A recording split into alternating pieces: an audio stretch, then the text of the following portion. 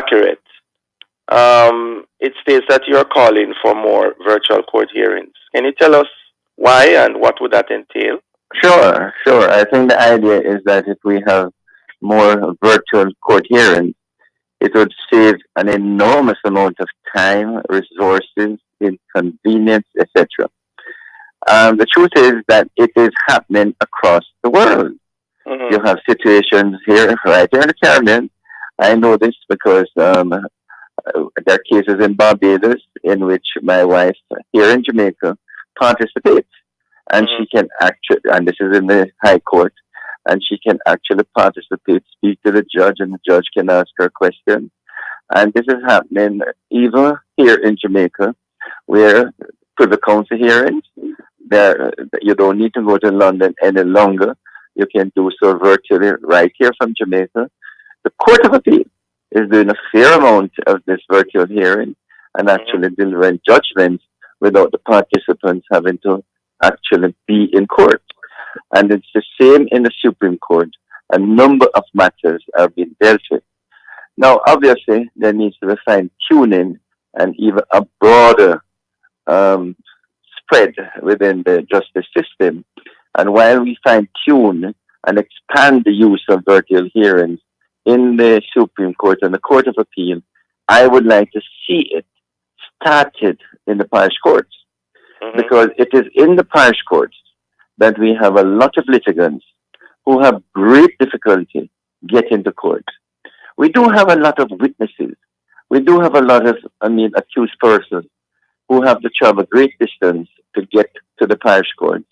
And I can tell you, it is sometimes very difficult for them to even find a bus fare, much less the lunch money to get to court. So a lot of people do miss court hearings. Mm-hmm. So the sooner we can get, the parish courts engaged in virtual hearings, the better it will be for all concerned, including the administration within the courts. Now, it is possible in one or two of the courts. Not all, but we expect that within another few months that all the courts will be properly equipped with broadband Mm-hmm. connectivity. That Okay. was promised to us by the National Works Agency from last year, but it is now being rolled out. And as you can see, the government is putting a fair amount of money, over $1 billion, 1.5, 1.8 billion to be exact, to roll out broadband connectivity across Jamaica. Now, what would this entail? It would mean that, let us say, in a criminal trial, that the witnesses could be at a remote location. The same with the accused, if it's only a mentioned date or a bail hearings, and in fact, even a trial itself.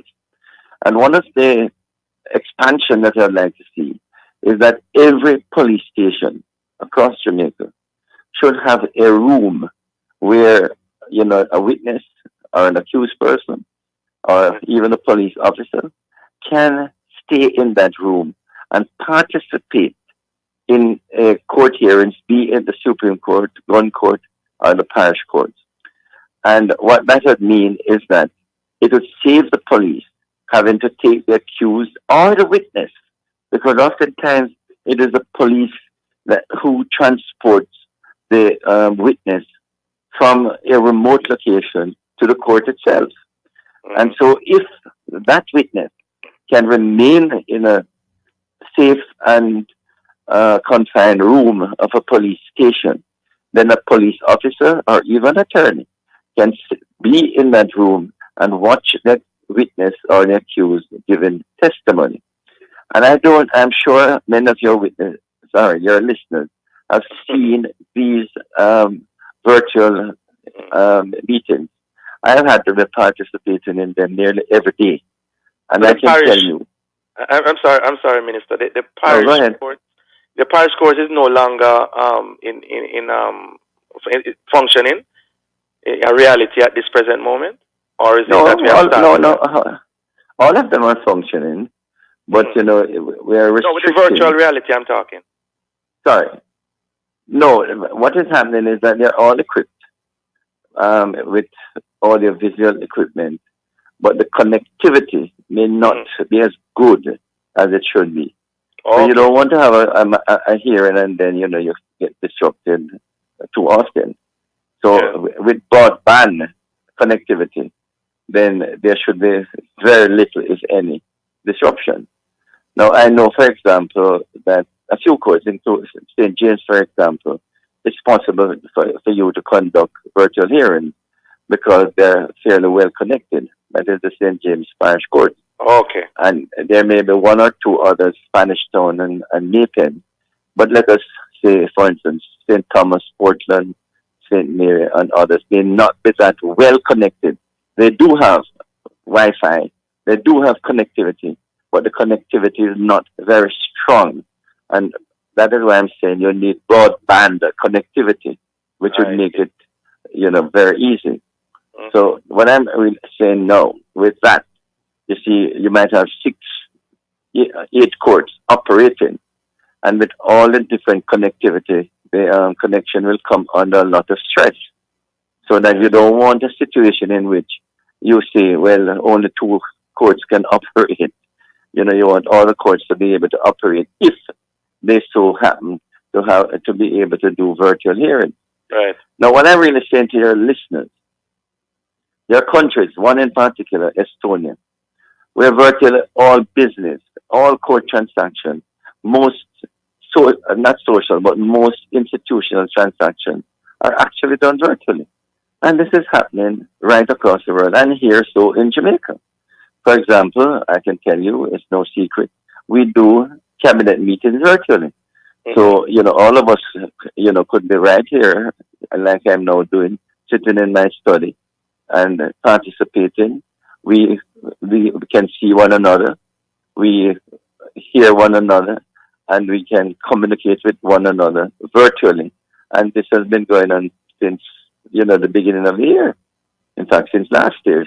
So most of our cabinet meetings, especially in this pandemic, we do virtually. I Yes. conduct legislation. Yes. I'm sorry, Minister. We're going to take a quick break and be right back. Sure.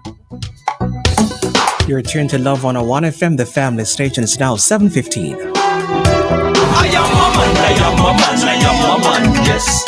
Strong man, integrity man, I am a man. Man, oh man, talking to all fathers, brothers, and husbands. Are you the leader of your home? What kind of leader are you of your family? Is it better for a married man to lead the home than a man who is unmarried? Or is it only Christian men who know how to lead their home? Well, this sounds like a discussion you don't want to miss. And the mailbox this Wednesday, March 10 at 5:30 p.m. is willing to provide the man them with some answers as we take a look at should men lead in the homes? Are men doing enough to lead their homes? Why can't the woman just lead the home, seeing that they're always present? That's the mailbox, the program hosted for men with hosts who are men and with guests who are men. It happens this and every Wednesday with yours truly, Courtney Morrison and Kevin Bailey, here on Love 101, the family station. Monday.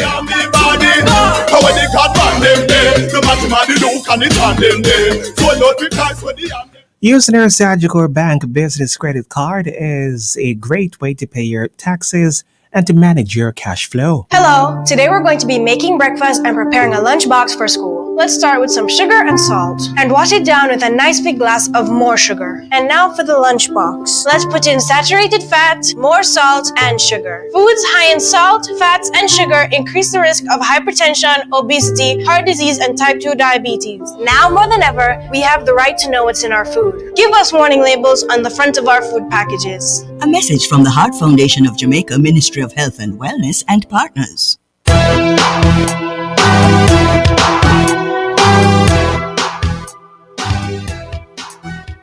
Welcome back to the Morning Watch. Thanks for staying with us. I'm your host, Dylan Toussaint, and we are looking at the call for more virtual court hearings. And we have online the Honorable Minister of Justice, Delroy Chuck. Minister Chuck, before the break, you were telling us about what is happening elsewhere. Well, I indicated that across Jamaica, we're doing a fair amount of virtual hearings. Yes. In fact, even this afternoon, we have a joint select committee on the national identification system, and we are likely to do a fair amount of it virtually because, especially with the spike in the pandemic, Yes. the end result of it is that people don't want to gather, and therefore we are likely to do a fair. So a number of persons intend to stay home or stay in their offices. I can assure you also, in fact, even community meetings, persons aren't doing so virtually. And so I am sure many of your listeners are aware and have participated in these virtual hearings. So it is something that we need to get used to, and it's going to expand. And what I'm really emphasizing is that we need to recognize that, the rollout of it in the courts is a Yes. natural development. And admittedly, this pandemic has induced the court system and the government to use virtual hearings more. Okay. But even after the pandemic, it's going to, we will continue and roll out even wider.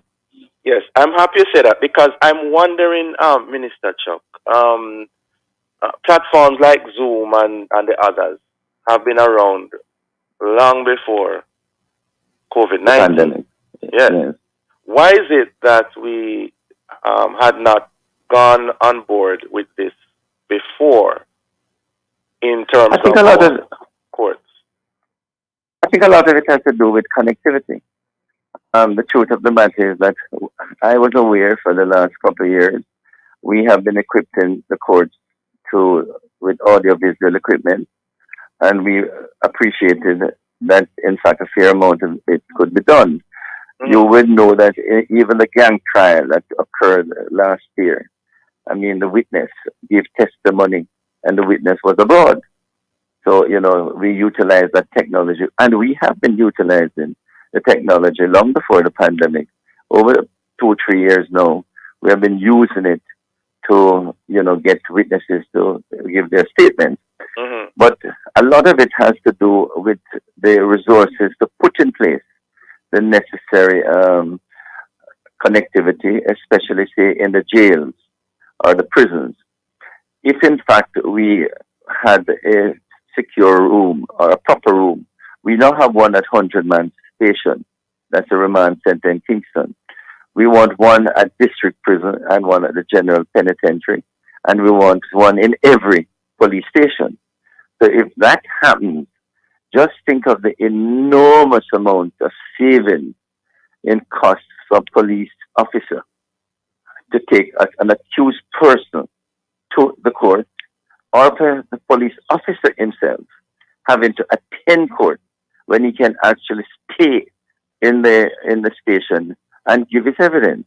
Is there, though, Now, Minister, a flip side to that in like, terms of, the legal ramifications, the whole matter of identification? Is there something about over the years where the presence of everyone being in the same space and the place has a lot to do with how decisions are made and how, for example, juries and their deliberations, body language that they can see rather than just see it virtually. They actually can see other stuff that might be going on within the courtroom. what I must tell you is that I find looking at a screen, at someone on a screen, where the picture can zoom in very closely on the person. And that, by the way, is one of the consideration that is needed. We need cameras in the courts or in the different locations where the camera can zoom in on a witness. Then I can assure you that when that camera zoom in on the person, you get a better indication rather than when you're sitting in a jury box 10 yards or 20 yards away. No, just think about it. Have you ever... The dynamics No, of the no, courtroom. no, I'm not denying that. But bear in mind, in the courtroom, you could have a fairly large screen that can have 16 or 2 pictures on the screen at any time. Mm-hmm. So you can have the jury can have the accused person could be on the screen constantly. So while a witness, you see a witness in half the screen giving evidence, you can also see the accused reaction to the evidence just on one screen. So it might even be better virtually because in the courthouse, a jury or even a judge may just be looking at the witness.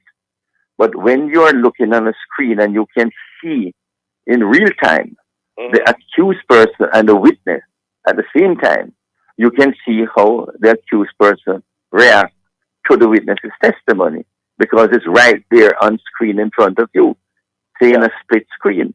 As against when in court you're looking at the witness and then you have to switch around and look at the accused, how he reacts after a statement is made. What about you see the point I'm making? Yeah, man. See the point I'm making, Minister. What about though? Back to the whole matter of interconnectivity. If if the reception is not good, if the volume is not good, if a lot of things happen technically, wouldn't that affect the entire court proceedings? Absolutely. Absolutely. You know? Yeah. No, but how do you manage that? No. I can tell you, since I have been Minister of Justice, I have ensured that every parish court has a standby generator that trips in a matter of seconds when the public electricity supply goes out. So every parish complex now has a standby generator. So in terms of electricity, we just have to make sure that those generators are properly maintained. Okay? First thing. Secondly, you're right. If the connectivity goes, then obviously the court has to suspend until it returns. So I will not deny that is a danger, that connectivity could go.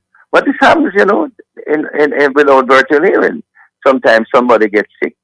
Sometimes, for one reason or another, the court has to be suspended for the day. So I'm not denying that there may be situations in which connectivity goes for an hour or even for a half a day, and therefore court will have to be suspended. But one would expect that connectivity would not be lost for more than a short period of time. So I'm not denying that once connectivity goes, then court will have to be suspended if the witness is at a remote location giving evidence. Yeah. You see the point? So I accept that there are dangers, there are challenges, and that is why you definitely want to ensure that you have not only a broadband connectivity, but you can also have other alternative connectivity in terms of remote connection. You can have the other means of, you can have multiple connectivity. Right. You don't have to just depend on one. Would there, Minister, be provisions made going forward for those who would not want to have their hearings, and you're saying perhaps even more trials, taking place virtually?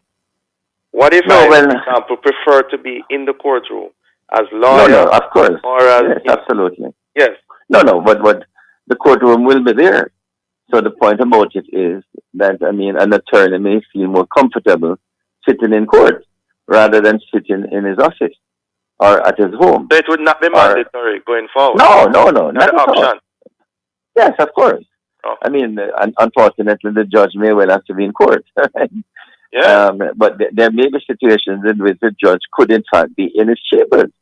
Yes. Watching from his chambers. That may well be possible at the moment in chambers hearing. The judge can sit in his chamber and listen to lawyers sit in their chambers too. So it's possible that, in simple matters, the judge may not be in court. But one would expect that, say, in a trial itself, it may well happen in the future that the courts, may not be used. But I would imagine that in a trial where you would want the jury to be let's say in a jury by a trial by jury, you would want the jury to be within the court itself. I don't Oh. think it would make sense for to have But then to 7 be jurors remotely in your linked. home. Why not? Why not? Why not, Minister? If No, you're going virtual, you because might as well go virtual in every way. then no, not only that, you don't know who would be influencing them when they're in their home. But if you say that they can, the jurors can be at the, Yes. confined to a hotel room. You get me? No problem. Okay. You Okay. may well have a policeman, outside Right. a hotel Right. room while they watch it from a hotel room. That is also possible. But you don't want 7 jurors to be in 7 different locations. The You don't know who would be Jamaicans, influencing them. the Jamaicans, Minister Chuck, are known Yes, for their, creativity and admittedly. ability to, it is said, to beat the system. What do you Well, foresee that could be the glitch, the weak fence in this case? well, I think most of the weak fence would be examined. For instance, a witness could be at a remote location and being influenced as to what he or she said. So you would want to ensure that a police officer or a person of authority is sitting nearby to ensure that no one is influencing what the witness says. You see the point? In Yeah. other words, you wouldn't want a situation in which, God forbid, you have a witness is giving evidence and a policeman who is the investigating officer is telling him what to say. And they have a So monitor in front of them, a screen with all the words that they're supposed to say. exactly. Virtually. So in the case of a witness, you may want to have the accused or the other side's attorney, be present or nearby to watch who made the influence in the witness. So all of that is possible. Any weak fence could be examined because remember, fortunately, in virtually every trial, there are 2 sides. Mhm. So one side will want to say, what could the other side be doing Yeah. to prejudice or Yeah. influence the outcome of the case? So Yeah. all of that will be borne in mind. Well, interesting. But at the moment, Time I is can't think of anything that could affect okay. a Time virtual is up trial. on us, Mr. Chuck. All the best, Interesting. man. Yes, Nice being thank you with very you. much for joining us. Okay, take care. Good night. Yeah. Listeners, the Morning Watch will return in just a moment. JN Bank Live Online Banking is your quick and easy banking that's safe and secure. Sign up today. Visit jnbank.com. JN Bank will help you find a way. The time is 7:31 in just about 10 seconds. This is Love. Hello, today we're going to be making breakfast and preparing a lunchbox for school. Let's start with some sugar and salt and wash it down with a nice big glass of more sugar. And now for the lunchbox. Let's put in saturated fat, more salt, and sugar. Foods high in salt, fats, and sugar increase the risk of hypertension, obesity, heart disease, and type 2 diabetes. Now more than ever, we have the right to know what's in our food. Give us warning labels on the front of our food packages. A message from the Heart Foundation of Jamaica, Ministry of Health and Wellness, and partners. Shake and go with 2 shake. Shake and go. Grab a 2 shake and go. When me have to put in the work, but I'm moving slow. Grab a 2 shake and go. School time and not work time. Office study hard, brain full time. Grab a 2 shake and go. When we up in the gym, we have to stay healthy and fit. Grab a 2 shake and go. Shake and go with 2 shake. Packed with 9 grams of protein, 24 key vitamins and minerals to keep you going. Grab a 2 shake and go. Digicel. Some things in life are better together, like Kingston and dancehall, like Sundays and streaming football, like secret texts between best friends, like video chats with your granny on weekends, like a road trip and playing songs on load. At Digicel, we're bringing together all the experiences you love. From latest shows, sports, music, radio, breaking news to HD video chats, cloud storage, and more. Jamaica's fastest mobile network. Digicel, better together. Are you doing enough to protect the health of your parents and grandparents? Our nation's elderly are the most vulnerable group of citizens to die from COVID-19. It is our duty as family members, caregivers, and community to protect their health and well-being. Let's do our part. Wear your mask around them. Wash and sanitize your hands when you are in their space. provide comfort and emotional support during these very stressful times. Assist them with activities where there is a challenge or a need. Let us show our seniors that we truly care. For further information, contact the National Council for Senior Citizens toll-free 888-SENIORS or 876-736-4677 or call 876-906-9277 or visit www.mlss.gov.jm.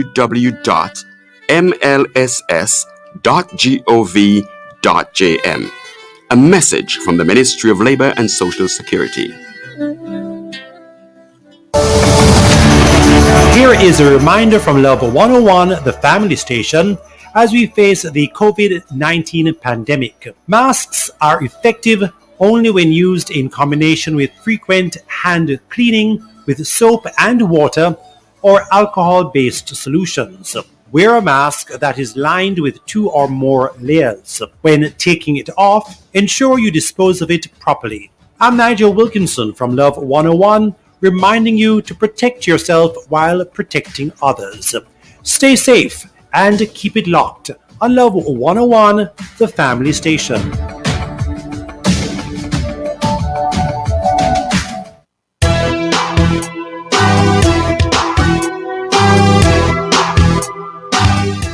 Welcome back to the Morning Watch. I'm your host, Dylan Toussaint. Let's look at some newspaper headlines to see what Jamaicans and others are saying and doing. In the Gleaner, vaccine tease. Jobless, poor, elderly, wooed with $10,000 grant as government rolls out $60 billion stimulus. Interesting. And then Sandy Bay stained by 2020 quarantine. Clarendon community is still picking up the pieces a year later. So that's Sandy Bay in Clarendon, not in Hanover. And then KSAMC backs call for 3-year deadline on statutory demands. In the Observer, Sandals offers complimentary vacations to 300 healthcare workers across the Caribbean. Wonderful. And then no new taxes. Government had cash cushion of $90 billion before pandemic hit Jamaica, says the finance minister. No new taxes. And then 1 year later, today, investment leaders give their assessment of the market since COVID-19. Those are some of the major headlines in our newspapers. Coming up next, we'll read some of the feedback from our social media question. As a nurse, why would you migrate now, especially during a pandemic? Leave a comment on our Facebook page, Love 101 FM Jamaica, or WhatsApp, 876-997-3125. We'll be right back.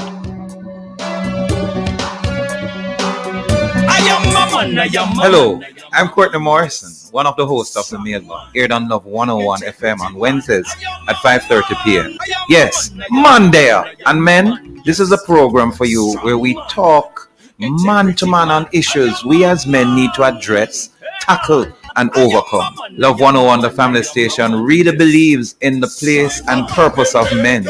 We are priests and called to lead with love and serve God as his ambassadors.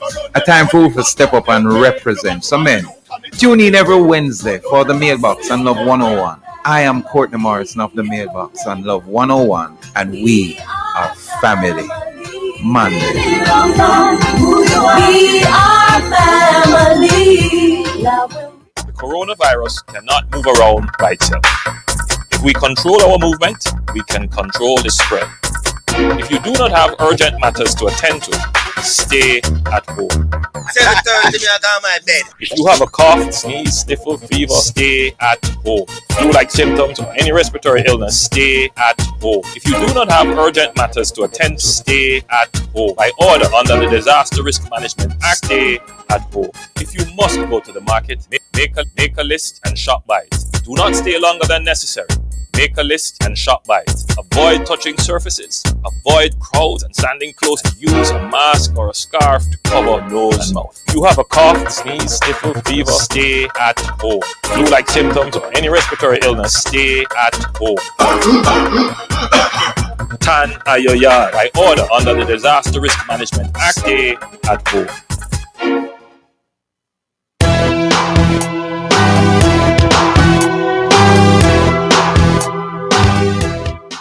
Welcome back to the Morning Watch. I'm your host, Dylan Toussaint, and as we now transition into the second watch, we note that a March 1, 2020 Gleaner headline stated, and I quote, UHWI loses over 70 nurses to foreign countries since January, end of quote. And you know, that's just University Hospital of the West Indies. But what of the other hospitals? And how serious is this problem in Jamaica, especially during this pandemic? Why is this even happening? Well, to answer these and other related questions, we have joining us Mrs. Patsy Edwards Henry, President of the Nurses Association of Jamaica, and Ms. Ivy Malahoo, President of the Practical Nurses Association of Jamaica. Good morning, ladies. Good morning. Good morning, listeners. Thanks for having me. Good to have. Good morning, listeners. Okay, good to have you both with us. Who answered last? Hello? Malibu. Okay, good. I just want to identify the voice. Good to have both of you with us. Now, before we discuss in a fulsome way the ongoing migration of nurses from Jamaica, let me ask how you and the members of your respective organizations have been coping in the midst of the COVID crisis. Beginning with you, Mrs. Edwards Henry. Well, you would know that it has been a challenge for us. We are in the clinical areas, we are in the primary care areas, we're in education, we're in the private sector. So registered nurses are all over the country. With the global shortage, you would understand also that nurses in Jamaica are short. With the pandemic, this has crippled the functioning of some of our nurses because quite a number of my members are currently out on quarantine, either positive or having been in contact with a positive case and are awaiting results on quarantine. So it has had its severe impact on the functioning and the carrying out of duties for the registered nurses in the country. Yeah, and you have had deaths as well, COVID-related deaths? We had 2 COVID-related deaths over the weekend. One retired tutor, one retired nurse, one from the Kingston School of Nursing, she used to work, and the other used to work at the Kingston Public Hospital. So the mental strain as well as the physical strain, how are they handling that? We're nurses, so we're resilient, but it really is taking a toll on us because not only have we lost colleagues, we have members who have lost family members. And so it is not easy to, get up every day, go care for other persons with whatever the condition may be, and then your family member is dying from this condition. So it is taking a toll. We try as much as possible, and I know that the government have a mental health program in place, but it is mentally taxing on the nurses of Jamaica. Yeah. Ms. Malahoo? Yes, sir. From your perspective, how are the practical nurses handling the COVID crisis? Well, from our perspective as patient care and practical nurses, it is very challenging also because working along with the registered nurses and the doctors, for the nurses to be, some of them migrating, some are sick and out. We do have practical nurses too that are sick with the pandemic and they are out. Some we do have We have a death the other day at Cape East when one of our colleagues died from the pandemic. Condolence to you. Yes. And even now, we do have practical nurses that are really out with the positiveness of the pandemic. And there are some who have been positive and they have recovered and are now back at work. So, yes, the challenges are great because the workload seems to get a bit tense. And you find that in this pandemic time, you find that more persons are coming within the institution for care. And as Ms. Edwards Henry said, it's very hard at times for us to be considering and coping with taking care of the patients. And we ourselves, we are sick and we have relatives that are wounded and in the range of, you said, passing out, you know? So it is very challenging, but because we know who we are and the commitment that we have made, we add to that to carry out tasks with courage and care. Yes. Now, ladies, in light of the global health crisis, it's a pandemic, how widespread are the migrations from across the nation? And why is that? Why is it that so many nurses are reportedly migrating from Jamaica during this time? Mrs. Edwards Henry? Mrs. Edwards Henry? Miss Malahoo? Yes, sir. Okay, just checking. Yeah, Mrs. Edwards Henry, are you still with us? Okay, we seem to have lost her. Yes, Miss Malahoo, you want to take that question first? Or widespread? Yes, and why is it we have nurses migrating at this time when it's a global crisis? Well, yes, it's a widespread thing where in which the nurses are migrating, they are going away.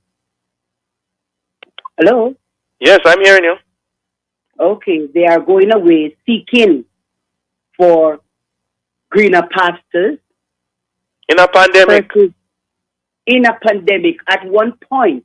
I'm sorry, Mrs. Malahoo. We are at the point of a break. Hold that thought, we'll be right back. Yes. Defined by the Ministry of Health, healthy people, healthy environment is 7:45 on the Sound of Love. Jamaica. Our way of life is being affected, but our path to progress is not. Flow has continued to build its network infrastructure to prepare for times like these, to ensure that your connections to everything important are strong and reliable. And if you are a current Flow Home Service customer, upgraded services may be available in your area. Learning from home is smarter, and working from home is stronger than ever. I am Stephen Price, Country Manager of Flow, and this is our commitment. The strength of the Flow network is yours and ready when you need it. Visit your nearest Flow store or discoverflow.co. It is our privilege to serve you. Nation, baby. Rain or shine, any weather. When we go bold, we go virgin. Quality paint, no faded colors. When we go bold, we go virgin. Let your imagination run free. Pick a color, any color for the space where you need. When we say it bold, that mean it not be. Quality in every color, 7-year guarantee. When we go bold, we go virgin. Watch your color, when we go bold, we go virgin. Rain or shine, any color you need. When we go bold, we go virgin. Bills to pay and funds to transfer? No problem. I do it all on my time with JN Bank Live Online Banking. It's my simple and secure as that online banking. Phone credit need a top up? No problem. I do it with JN Bank Live Online Banking. It's quick and easy with just a few clicks. JN Bank Live, online banking that goes where you go. Sign up today. Visit jnbank.com. JN Bank, we'll help you find a way.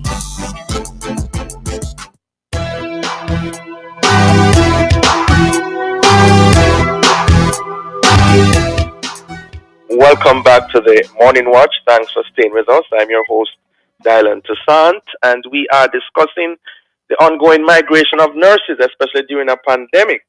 And we have online Mrs. Patsy Edwards Henry, President of the Nurse Association of Jamaica, and Ms. Ivy Malahoo, President of the Practical Nurses of Association of Jamaica.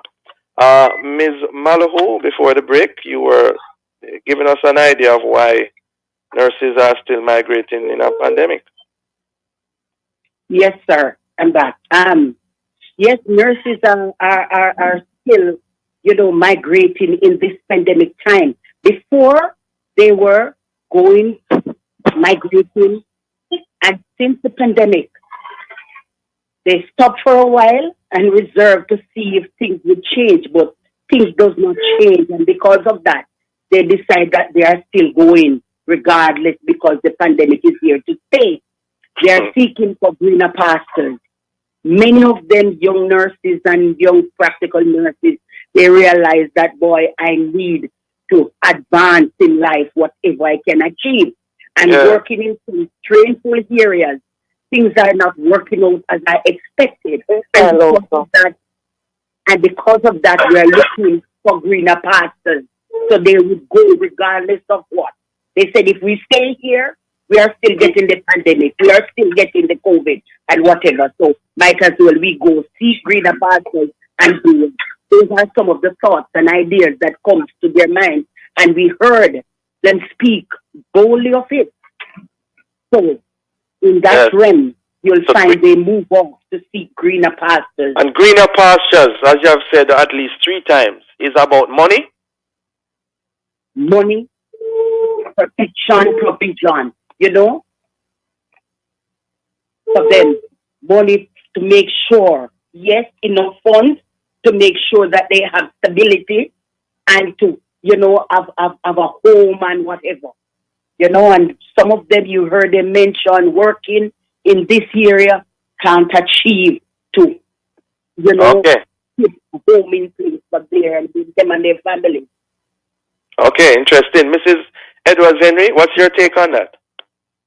Well, a lot of persons go to the more developed countries, not only for money, but for other opportunities such as promotions, for educational opportunities. You understand that the culture in Jamaica is most courses at the universities, and for the registered nurse, all courses are now in the universities, and therefore most of these courses are full-time. So in order to work and study, and in order to own your own home, in order to live comfortable and just have a livable wage, a lot of nurses will migrate for better opportunities. So for promotions, for educational opportunities, and for money, of course. The money will play a big factor in the reason why nurses leave Jamaica. In a pandemic, is it a case, therefore, of jumping out of the frying pan into the fire? That they're going a registered nurse is a registered nurse is a registered nurse wherever she goes. Uh-huh. So the environment and the conditions under which she works will be the same wherever. So when you weigh the benefits against the risks and the pros and the cons, and when you put everything together, it's no different really working in a pandemic in one country as opposed to another. The difference would be, what are the benefits that I will get from working in a pandemic here in Jamaica as opposed to the benefits that I will get working overseas? When we look at it, we have a COVID incentive here in Jamaica of $3,000 per day. You go to the US, you can get a COVID incentive of up to $100 per day. So which one will I take? When you weigh the weight in the scale, and how does it balance out? How does the $3,000 benefit me in terms of helping to meet my needs, opposed to $100 per day? So these are some of the things that nurses look at when they migrate. They weigh the pros and the cons, and they make a decision based on what is more beneficial for them at the time. What about loyalty to country, especially during a pandemic? To say, boy, this is the land of my birth, this is my home, and throughout this pandemic, Jamaica needs me more than ever. What about that thinking? Is it there? I really don't. I really don't want to answer that question because if I answer it honestly, I may get myself in trouble. But we have to look that the registered nurse is a trained professional.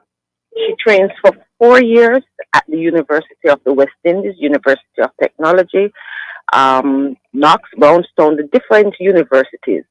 The tuition fee for the registered nurse is close to $1.5 million. When that registered nurse completes her training, she has to work and pay her bills. She sometimes has a loan to pay. Most times have a student loan to pay because the government does not pay for the training of registered nurses. So they pay out of pocket. So when you look at loyalty to country, yes, there is. And there are those of us. I am a registered nurse.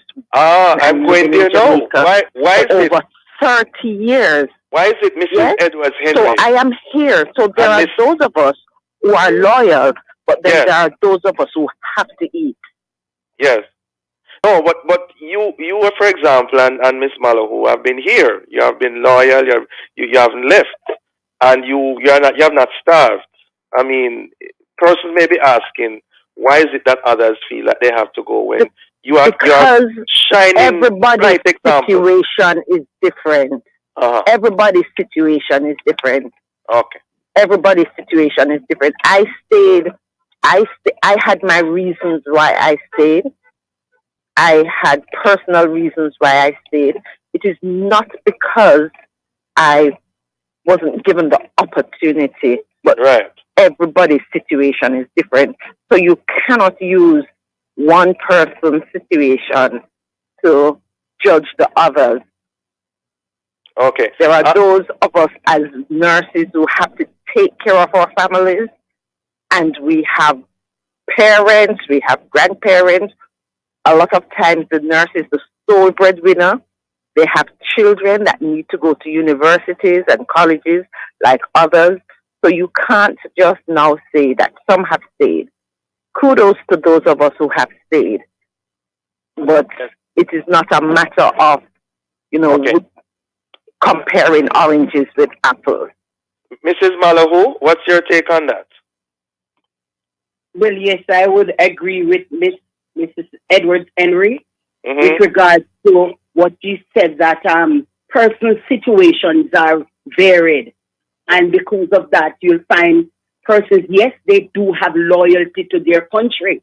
However, because of constraint and because of certain circumstances, allow them to branch out and to want to go to seek, help in regards to providing more greener pastures. Yes, greener pastures in order to allow situation. I've seen where nurses who have settled in, have their children grown and are now in colleges, and they need for them to advance, and with what being offered, they need a little boots in to get them where they really want to assist and to help. I'm happy you're going there. I'm happy you're going there, Miss Malahoo, because the Jamaica's reality is that the economy over the years, no matter all the plans that have been put in place, how do you respond to the fact that the Ministry of Health is saying this is what we can afford? This is just the reality of the situation. If we could, we would give you more. What's your response to that, Mrs. Edwards Henry, and then Miss Malahoo? I just believe that sometimes we need to look at what persons do, and sometimes we ask for a lot all the time. What the registered nurses ask for is a livable wage, something that we can live on. I'm not going to say that most of our nurses, they go to greener pastures, because a lot of times the pastures are not as green as we think they are. But in order to achieve, in order to meet certain goals, they go overseas. It is not necessarily greener pastures. Miss Malahoo? Yes, sir. Yes. What if the health sector, health ministry is saying that's what we can afford? Can't do any better. Well, we heard that many times they make their offer and say this is what we can. But on the other hand, according as what we have already said before, whatever you're offering me, government, it cannot help me. I have to seek more because I need to allow certain things to go forth. And with that, they have a commitment to their country, yes, and they have that responsibility to loyalty. But when they look in their hand and they see what is there, they know from, as we would say, heaven to earth, that there is no way it is going to work out for them. So in other words, they have to pack up loyalty, pack up that responsibility, and see in which things can be more, efficient for them to cope in life the way that they are expecting. And as Mrs. Edwards Henry said, many leave expecting to get greener pasture. However, it does not fall on that, because when they go, the greener pasture that they run to, it doesn't green at all, it's brown. Not green, but brown. Because what you're expecting... Yes, not what you receive. Right. Yes. It's a different... Yes. Want to thank you both. Time is up on us. But thank you both for being with us. Thanks for the candid responses. And above all, thanks for your service to the nation. You're frontline people. And we love and appreciate you all. And keep safe, please. Thanks for having us. Do keep safe. And remember, the vaccine is here. So we need to start thinking of how we're going to move forward relating to the vaccine. Thank you. Have a blessed day. Thanks very much. Thank you, listeners, for being with us. Join us again tomorrow as we continue to set the stage for a discussion of topical and controversial issues. For information or to get copies of this program, call our production department at 876-968-959627. This has been The Morning Watch. Thanks to our producer, Miss Kathy Gale, and our guest. I'm Dylan Toussaint, reminding you to be purposeful, faithful, thankful, and watchful as I hand you back to love in the morning, whichever one it bless. Delicious mackerel, tasty tuna, rich in protein and healthy fats with omega-3 from Grace.